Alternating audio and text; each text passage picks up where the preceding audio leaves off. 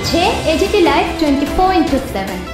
ये है AGT Live 24/7। This is AGT Live 24/7।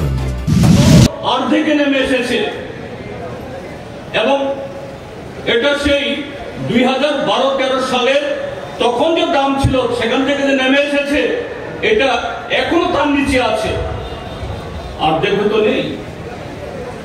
অর্থাৎ এই কাঁচা তেল বা গ্যাস তার আমদানি যে মূল্য এটা কমেছে, কিন্তু যেহেতু ডলারের দাম বেড়েছে। কেন ডলারের দাম বেড়েছে? কারণ আমার দেশের টাকার দাম কমেছে। আমার দেশের অর্থনীতি তার মান এটা ক্রমশ নিচের দিকে নেমেছে। কাজেই সেখানে যে দেশ থেকে আমরা তেল এবং গ্যাস আমদানি করছি সেখানে তার দাম কম হলেও যেহেতু টাকার মূল্যের চেয়ে ডলারের দাম প্রায় দ্বিগুণ হয়ে গেছে, কাজে তা থেকে লাভ পাইনি আমরা। তার জন্য তাহলে দায়ী কে? এই ব্যর্থতা কার উপরে বর্তায়? গত 11 বছরে মোদী সরকারের আমাদের দেশের অর্থনীতির যে 12টা বাজিয়েছে। এরা বলছে অমৃতকাল, বিকশিত ভারত, কিন্তু তার উল্টোটা হয়েছে।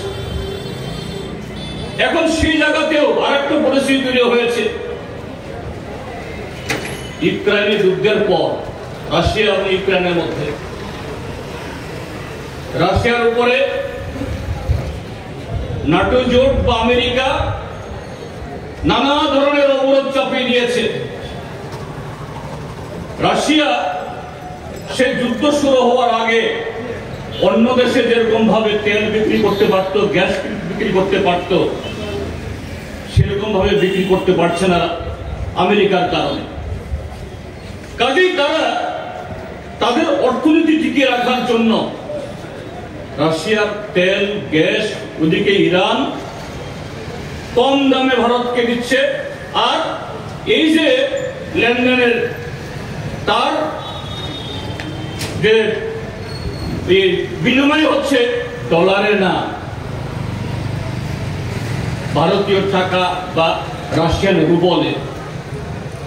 এতে আমাদের দেশের এই আমদানি খরচ এটা কমেছে, কিন্তু আমাদের পেট্রোলের দাম কমে না, ডিজেলের দাম কমে না,